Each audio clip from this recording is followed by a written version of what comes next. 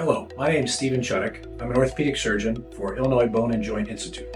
I specialize in shoulder, knee, and sports medicine injuries. I'd like to talk today about a new development. Over the years, I've worked on a patent, and then with the assistance of industry and some other experts around the world, we've developed a novel shoulder replacement technique that's minimally invasive, spares the rotator cuff, avoids dislocating the shoulder. It's something that's not available to everyone just right now, but we're hoping with more development in different areas that this will become a procedure available to all and let us replace shoulders with less surgery and earlier recoveries and better outcomes. That avoids cutting the rotator cuff and dislocating the shoulder. When you do that, it allows you to progress much more quickly after surgery in a fashion that we really don't have to use a sling, which allows much quicker recovery, somewhere on the range of 6 to 12 weeks instead of 4 to 6 months.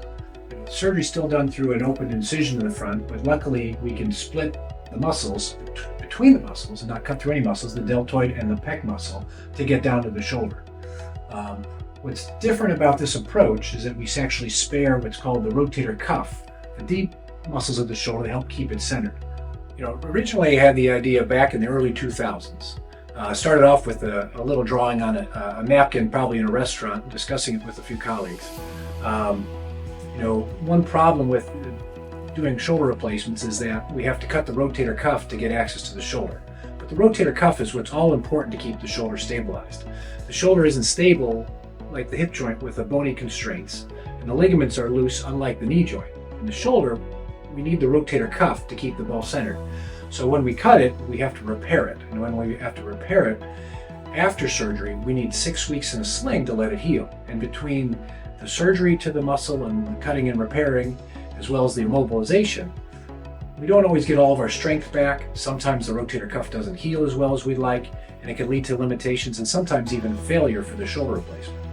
So the obvious thing is, well, how can we do this surgery without cutting the rotator cuff? And that was the start and impetus for this project back in the early 2000s. This special technique has been designed for patients who have end-stage arthritis of their shoulder, meaning the ball and socket, the protective cartilage layers have worn out down to bone and are causing significant pain and limitations. And also, though, have a good rotator cuff. If we have a good rotator cuff, then it's something that's worth saving, and we can do an anatomic shoulder where we replace the ball and socket and do so but also protecting the rotator cuff for the reasons I said before. There are some patients that this may not be a good operation for yet. Some patients who have more distorted anatomy. More muscular and larger patients may be a little challenging.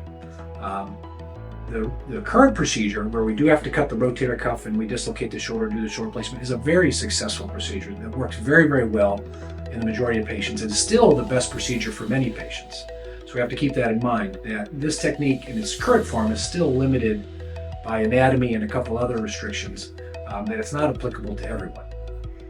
However, there are developments on the way. We're going to use computer navigation and some mixed reality that allow surgeons to see through the soft tissues, through those deep muscular shoulders, with and without greater deformity of the bone and the arthritis, that allow us to still do this procedure. So this is the first step in a longer process of developing a good procedure to be used by everyone.